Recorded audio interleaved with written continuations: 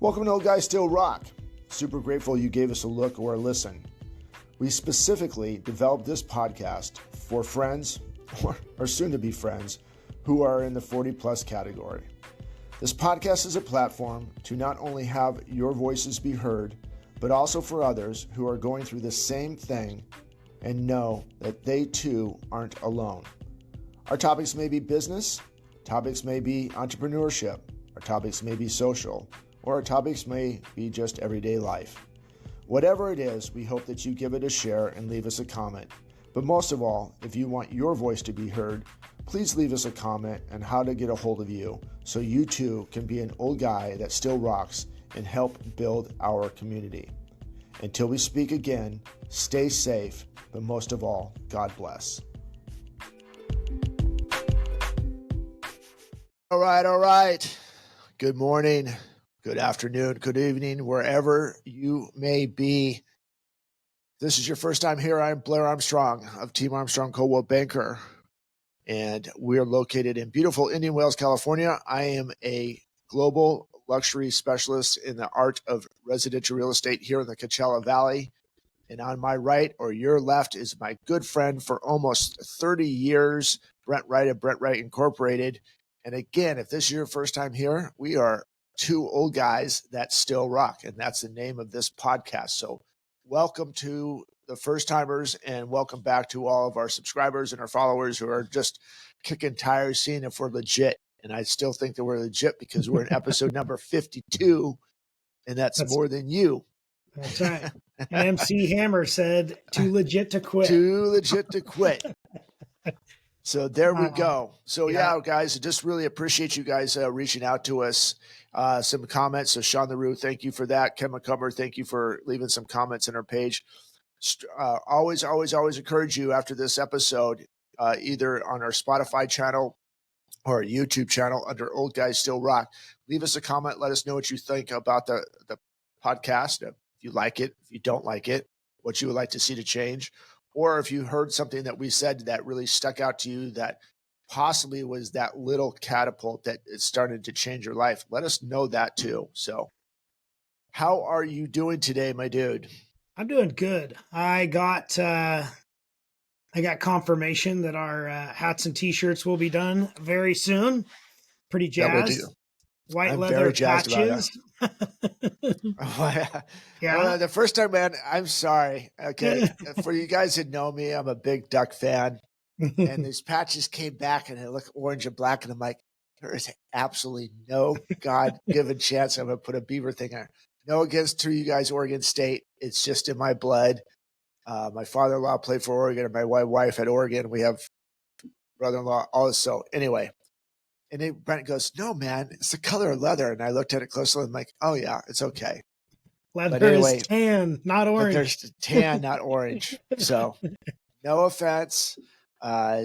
Just the first thing, it was a trigger in my mind. I saw orange and black and I thought of Civil War and there we go. But so you made some adjustments on there. Yeah. And I'm very excited to see those. Actually, I'm very excited to get those out to you guys. So start commenting on there so we can get this stuff out to you. But how's the wellness center? Wellness center is good. We just installed all the 24-hour lighting. So it's called Follow Me Lighting. Yeah. So you walk in the door and the light turns on. And then as you walk into the building, the lights turn on. And then as you walk back out of the building, the lights turn off. Super cool. That's awesome. And I got the 65, 75 inch, don't even know, biggest freaking TV I've ever lifted and hung in my life up for the cardio area. It's super cool. Yeah. We turned it on the nature channel. And so you can sit there and watch cool animals while you're working out and go on a safari while you're walking, right? That's right. That's cool. That's cool. We got a new ergometer for guys with shoulders replacement, shoulder surgery, shoulder injuries. Yeah. So they go get TRT and then they get on the ergometer and basically like a bicycle for your arms, and it exercises your shoulders, your elbows, your wrists, all of that, light chest, light back. But it has resistance, water resistance, like a water resistance rower. Yeah. So sorry guys, if I'm just sitting here babbling, I'm trying to like picture it. I have to picture things in my mind. Everything plays back like a movie in my head. So Yeah. it's a water resistance ergometer for your hands and for your Okay. arms and shoulders. And we have our first customer who just got a shoulder replacement 5 weeks ago is going to come in and use it. So Kenny Rearslev, if you're listening, shout out to you, buddy. Come in, get well. Yeah. And hopefully that works good for you. So yeah, I'm I have a little shoulder injury, and actually I think it's just aggravation from maybe chasing a white ball too much. But anyways, just I cannot get rid of it. I'm like, oh man, please do not be shoulder surgery. We actually used, for a lot of golfers, we use TRT for shoulders, and it's not testosterone replacement therapy, guys. It is it's soft wave technology, tissue regenerative therapy. It stimulates stem cells and exosomes to repair the area. So, and I know because I looked it up and sent you the link, buddy, there are a couple of ones in your area. So go get that done. I'll go get that done as soon as we're done doing my other stuff. But yeah, in our motion cage, we actually have the adapters they're actually extra long adapters, but we can hook one end and you can use it to strengthen your golf swing. I know. And use it for weighted. So yeah, you got to find yourself a good gym. The funny thing is we are in a golfing community and I know that stuff is in there. I just don't use it. I'm like, I've got to step out of my box. Did I send you? I sent you that swing aimer, for lack of a better word. It's like, so that way you get your swing on the same arc every time. There's a lot of things that I need to do, but I'm in a constant evolution of getting better. So on that note, let's get right into this. You know, I noticed this. I think what you brought up, and we were actually kind of brushed the surface of this last week, but I really want to peel back the onion on this week is, are you living your life like you're going to go live forever? Yep. And to a little sub comment of that is, are you winning today? So when you said that last week, and then I heard some stuff and I read some stuff for the last couple of days, then I asked, okay, it was brought to my attention, if today was your last day. There's a Nickelback song about that. Yeah, right. Are you winning today? Or do you think that there's going to be a tomorrow? And we kind of touched on this a little bit last week. And so we really want to peel back the onion. So when you thought of this, a couple of weeks ago, how did this come to fruition in your mind? Like, okay, we only have 22 summers left. Talked about that. I've talked about that with their friends. It puts things in a little bit of reality. So what was your mindset behind that? And there's a comment that I want to bring in after that from there. So last November, I've talked about it several times on this podcast. One of my mentors, George Shepard, passed away. Mm-hmm. And 3 weeks before that, we took the kids to see him so that way they could visit with him before he passed. He really wanted to see the kids and interact with the kids. And it was a good lesson for them and a good lesson for me as well. But I asked George, I said, what are you doing with your real estate? Like, you're on hospice. Mm-hmm. You may not live till tomorrow. I mean, it's not that we could all die today. It's, you've been told your end is imminent. Like imminent meaning today. And what is it? You're on all kinds of narcotics to make you feel better and to shut down your system and all that. Anybody who's never seen anybody go through hospice, it's not a great time to watch. And I said, what are you going to do with your real estate? What's your plan? Are you going to get rid of it so that way, Joan can be set and all of that? He's like, I think we're going to wait about 3 more years before we sell it. I think the market will turn and we'll get a little bit higher price. George, you're on hospice. They say that you might not make it through the end of the week. Right. And you're going to wait 3 more years? Like, I'm struggling with that, and I get that he was on hospice and on good narcotics and good for him. But like, are Are you living like you're going to live forever? I talk to people that are in their 70s, 80s, 90s, and they're consistently saying, well, I'll get to that next week, or I'll plan on doing that next year. I'm going to take that trip. I'm going to do that thing. I'm going to make a damn difference later. Knowing that we're living a finite game, how can you think in an infinite scenario? Yeah, and I'm glad that you ended with that, and because that's just where I want to, well, not ended, but I want to interject in this point of is I think that is not saying that we have to have this scarcity mindset. And, oh my God, the sky's falling. Right. The problem is, are we winning the day? And a lot of us have heard that comment, or win today, be in the moment, do all these different things. We've heard that, and I think that we kind of take it for granted because life is so fast, and we try to get everything accomplished that we want to. And if we miss it, it's like, okay, I'll get to it tomorrow. Like you just said, which brought up to which we talked about last week. I was into it. You guys, you have your own way to do it, but I'm back into the power list by that Andy Frisella. It's super simple. There are 5 critical tasks that you could do. And it's not just something like, okay, this is what's on my agenda today. There's 5 critical tasks, which sets it in your mind to become a habit is how is it going to change my life to help me become better? What are the 5 critical tasks? Is it not only going to make my life better, but make somebody else's life better? Yeah. And not waiting until tomorrow to do it. So over the twice 21 days, I've, concentrated on making 5 points of contact a day, praying with my wife, checking with my team every day, just even though that's not necessary. Hey, how you doing? Reading 10 pages. Those things, and we're having our team do it too. And then those things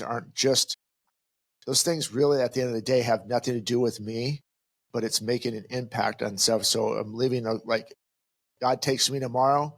Okay, over the last 21 days, I've made an impact on not only my team's life, but my wife's life and 5 people who I reach out every day just to see how they're doing. And I think, we don't know. And I think that's a good thing. And you brought that up last week, and it's been a topic of my mind. I had some dinner with some friends last night, or Chrissy and I had some dinner with some friends last night. And we talked about, the average age for a male is 77 years old. Yep. And lo and behold, for you sports fans, Bill Walton, who was a big Oregon guy and trailblazer, brought us the first championship, so on and so forth. But all of a sudden it puts in your reality, like, my God, I just saw this guy 3 months ago, super gregarious, Pac-12 championship in Las Vegas for basketball. He's talking and like that, right? And like your mentor, like that, right? And I think if you go back to even though that he was planning out 3 or 4 years, one of my biggest things for you, and I have a question for you. If we have this mindset and we keep concentrating on, okay, I only my average age is going to be 77. Does that not just put it into our minds that, okay, at 77, I'm supposed to die? Or that's my biggest concern about that comment. Yeah. So if you believe in perpetuating your own existence or your own demise with what comes out of your mouth and how you're aligning your thoughts, your body, and all of that, vision casting, whatever you want to call it. Everybody has their different thing that they do. Like, I'm going to speak the words I am, and then followed by my name, and then followed by, putting out these things out into existence. I believe that you're on the right track with that. Like, I don't think that's something that you need to say every day or tell yourself every day, I'm going to live to 77, because likely you're right. You might, if you are speaking it into existence every day. Right. So I'm speaking into existence 118. That's my number. We've talked about that before on this podcast. That's my number. But every day after 77 is a gift, is the way I'm looking at it. Because other people aren't going to get that gift. And so I'm going to live my life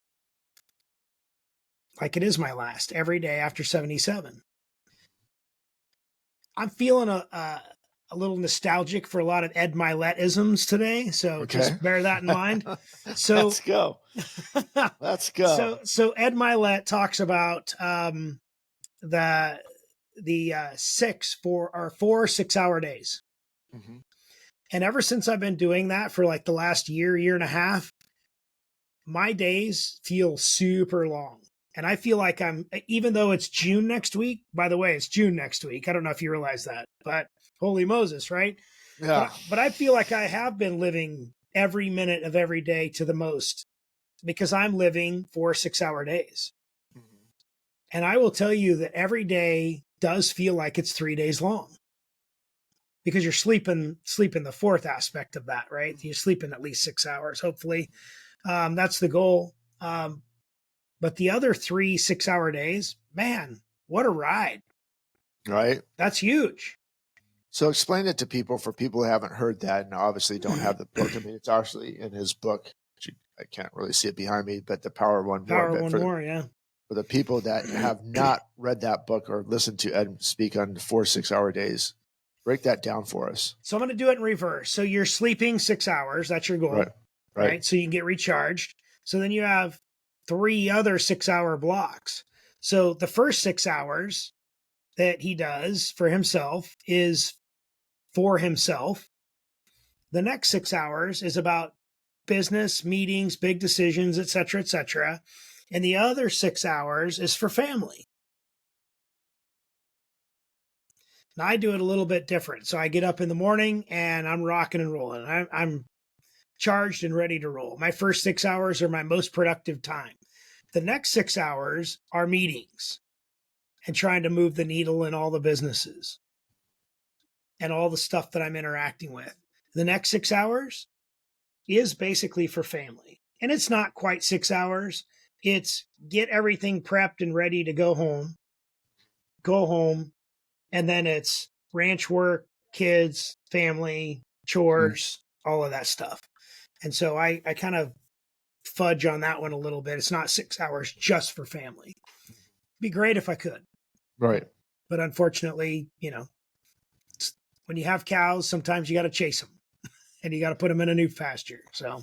But yeah, I mean, I hear what you're saying on that. It's not specifically sitting down playing board games or having one-on-one conversations with your family, but you are investing into your son, into your daughter, and to your wife, and all of those different things, is because you're showing what a leader is about. So it is about family in there. Mm-hmm. So basically what Brent is saying, he's not spending 18 hours at work. He's compartmentalizing, like, okay, I have this much time to do this. And so that's where this power list comes into. So if you want to have multiple power lists, since he has 4 segments of 6-hour segments, you could really have 4 power lists, right? Okay, for these 6 hours, this is what I need to accomplish today. And I need to do that for the next 21 days to make sure that's embedded into me. And then you can really add more into that time. Yeah. So on and so forth. So that is the point, is living for today, because if something does happen, if God decides to take you tomorrow, all those meetings, like, okay, we got it set up to this point. Hopefully that, over the course of time, that you have people like, okay, if something happens to me, this is in place, which I know that you do. Actually, just came across your secret saying in my notes the other day, and I just started laughing. Like, things may not, it doesn't matter. I'm not going to say it. But anyway, that's what I love about it. And I think it's a hard one to digest, but it's actually so simple to do once you say it, knowing kind of with this over the last, month of living in this moment, making some changes, trying to become, working on becoming better, and doing it's not trying, but working on becoming better. It's actually kind of easy once you realize how much time you have if you stop wasting time. Mm-hmm. And this could waste a lot of time. I know you and I send some stupid fish back and forth. I get the golf stuff, and then I'm sending you like, I don't understand how these guys are in business and Yeah. all this other stuff. But I think it's super simple. We get it sidetracked by shiny objects on the side, where if we really just concentrate for 6 hours, like, okay, we're going to knock this out. Now, again, some of you guys work hourly that watch this, so I understand that too. But I also see a lot of guys in my world, they're pounding stuff out, with work, and then they're off at the golf course for 4 hours. Mm-hmm. I'm like, how do you do it? It's like, man, we just get up, and all my stuff is on the East Coast, so I'm up at 4:00 and I'm done by 11. Yep. And let's go. And I'm like, okay, so I could really realistically do that too. My stuff is just, we're constantly massaging relationships and making sure that they're strong, and making sure that we're attending to people, even though they might not be in the avenue or be in the process of being ready to purchase a home or sell a home. Mm-hmm. You still have to cultivate that relationship, as with any type of relationship that you're in. So, but there's a lot of stuff that I can get in done. Now, Chrissy, on the other hand, she has a retail store. She's got to be there from open to close. And right, but she could time block out certain hours to certain things, right? And so, yeah, I mean, it's all effective. I'm gonna give you another Ed Miletism. He talks about when he meets his maker, when he sits at the in front of God and has to be judged, and he wants to be the man that God sees him as. And he talks about being a good and faithful servant. And so, although, yes, don't speak 77 years into existence by constantly harping on it, make sure that if there is a perfect picture of what you should look like when you meet your maker, or whatever you believe, make sure that you're striving for that every day. And that's how you win the day. Right? Did I impact somebody today? Did I show my children what a good man is, and what a good father and what a good husband is? Right? Did I treat my wife with kindness and respect? Did I uphold my vows today? Did I honor my employees and treat them with kindness and fairness? Did I live by my core values? And when he looks at you and says, good and faithful servant, you've done everything you can do every day. That's how you know you've won, my opinion. I 1000% agree with that. And I think, if you, at the end of every episode, which you'll see here in a little bit, but, go make a damn difference. And, my line is, pursue perfection and settle on excellence. The point of it is it's a mindset. Every single day that you're giving up to, this could be it. Go make it, go chase perfection in there. You may not get there. Well, actually, I know that you're not going to get there. You're just not going to get there. But are you setting the tone in there? Are you realistically like, oh, my day's my day's full of ish. It's like, I can't believe me, or FML, which we've talked about this day. And if you stay in that negativity is going to become you. Mm-hmm. Negativity is going to happen. Things are going to be thrown at you. I get it. Everybody goes through it. And the thing is, what are you doing to release it? What are you doing to battle it? What are those different things? Everything has this avenue right now. And I just think if you live in it and you keep talking about it and you keep, going over my life is like this and like this, now all of a sudden becomes a part of you. And certain things, you more than I, but since you're a part of my family, we lost some family a couple months ago, that negativity couldn't get out of those people's heads. It just happened to a professional golfer. Yeah. I'm not saying that there's not mental illness out there, but what happens is sometimes we just talk about it too much and we don't try to find a solution, or we get stuck without an antidote. And that's what I'm encouraging you guys to do, is if we constantly live in negativity, then it will always be there. Like, okay, I took that one on the chin, that hurt a lot. But but I'm going to surround myself with people to help me through this, and we're going to get better. We're going to talk about positive things, and we're going to make positive changes and doing some things like that. Is it simple? Absolutely not. I'm not saying that it's just going to happen overnight. But the point of it is out there's a lot of people that do want to support me winning the day, Brent winning the day, McCumber's winning the day, the Sean LaRue's winning the day, the Ken Johnson's winning the day, the Caitlins and Enda's winning the day. All of that gives us hope that we too can win the day that day. Mm-hmm. And that's really going back to what we had talked about earlier, is the power of one more. Just have to have one more day. I just got to win today, right? Yeah. And going back to your Edisms, I'll pull one out for you. When Ed's dad, it's like, hey, Dad, are you going to drink today?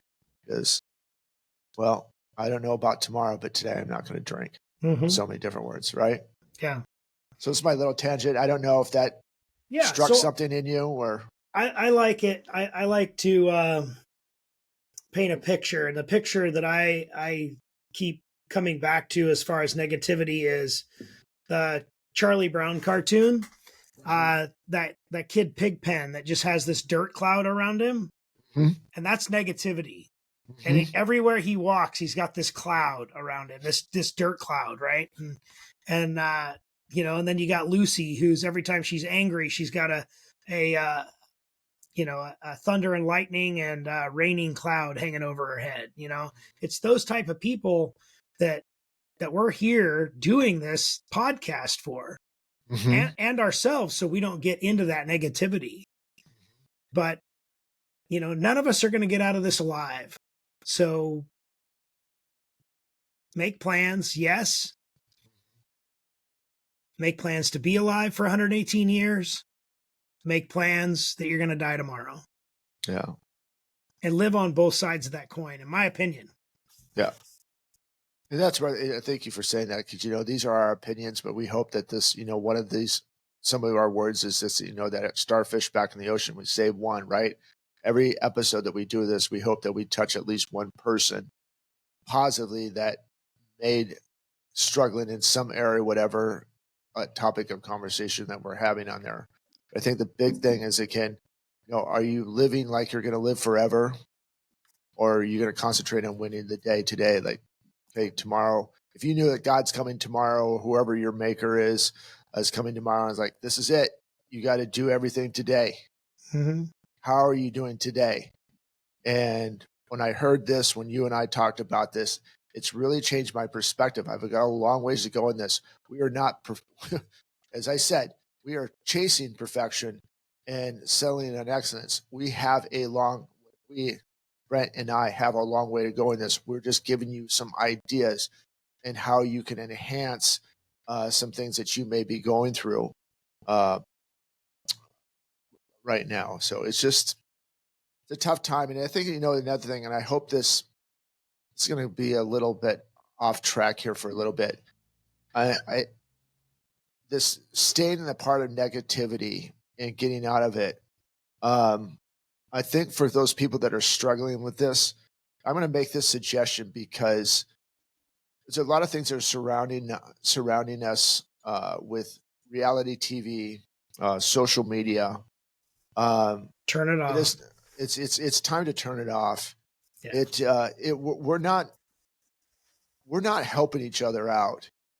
We've lost the art of conversation. We figure if this is what you watch, or this is who you follow, or this is this stuff, this is a party you belong to and stuff like that, I can't be friends with you. That's not winning the day. It's not making an impact. That is acting like your life is going to be forever and that friendship's going to come back or the relationship goes back. And if you go back through any of our episodes, all of what I just said is a common thread to every single one of them. Mm-hmm. But the point I have, and I actually had a nice one, we do have a friend that is not going to vote the same way that Chrissy and I are going to vote. But we're still good friends. And I think that was refreshing to me, because there's still opportunity for conversations to be had out there, because you may have different beliefs. However, what it did bring up is there's certain things that were embedded in their belief system, if you may. And we brought up some points. We didn't try to change your mind. This is what we know. Maybe you should go see this. And they looked it up and like, I never knew that was in existence. The point is, if we would have said, okay, friends, you're in this camp and we're in this camp, we're not going to talk, we could have found common ground. And that person may have been stuck in a wrong idea about what's going on and what's really going on in this world. And it really was at their fingertips. We didn't tell them this is what's happening. We said, this is what we found out. You might want to go check it out for yourself and see what your thoughts are. So just as, when Brent and I come on here, we're not trying to convince you to do something. We're making you think so you can go ahead and hey, I should give this a shot. How about the common ground is that we both woke up today and we both have the same opportunity to make a damn difference. Yeah. Right? After that, everything's easy. Yeah. Everything's easy after that. Just find common ground with somebody. Put your cart back in the freaking parking lot and go make a damn difference. Oh boy, that's starting. Now that you said that, it's a trigger in my mind, man. And when you sent me that picture, I was like, holy smokes. That's a problem with it. When you start doing this stuff, it's a good problem to have. Things irritate you a little bit more than they should. And it's not an irritation part. It's just I am trying so hard and working every day to become better. It's not me becoming an elitist and I'm going to be better than anybody else. I'm so freaking broken. You guys have no idea. But we work every day to become better. And I know that I'm making an impact from Brent and I's conversations I have with other people, things that we're doing. I get it. But I come down here as a broken human. I admit it, and we're fine, but we're working together. But when people just don't care, don't even try. Dude, that cart that you sent me in that picture was like a quarter mile away. It is unbelievable, man. And did you go get it? No. Because I was just like I see, that's there you go. Here's a perfect example. I'm so tired of chasing people at times. I'm like, I just can't do it. So I have my failure days. If you want to go look, did I win that day? No, I lost that day at the end of the day. Even though I'm powerless, I won my day. I lost that moment. Oh, you saw my response. Go get it. Yeah. You don't want a 7-year-old out there telling you to go get your damn cart. Yeah, sometimes I need that 7-year-old to tell me what's up. So anyway, hilarious. Man, any final thoughts for you? I just want people to think about what we talked about earlier. If today was your last day, and I know that's cliche, if there is a good Nickelback song, that's a good Nickelback song. But I really want you to think about that. And conversations that I've had with a lot of folks lately is that even if they're on their deathbed or near that age, they really think that they're going to live forever. And it's a struggle for me. It's like, so you're just going to sit and watch TV today because you have tomorrow. What if you didn't have tomorrow? I just want you to think about, if you didn't have tomorrow, would your actions be the same? And if not, what are you doing about it? And if you don't know what you're doing about it or how to go about it, reach out to us. Let us help you with the tools. Let us help you with the process. And that way you too can go make a damn difference for you and others. Usually after Brent talks, I don't say, or I actually say a lot. Today, I'm not going to say anything. Guys, we love you a lot. We appreciate all your support.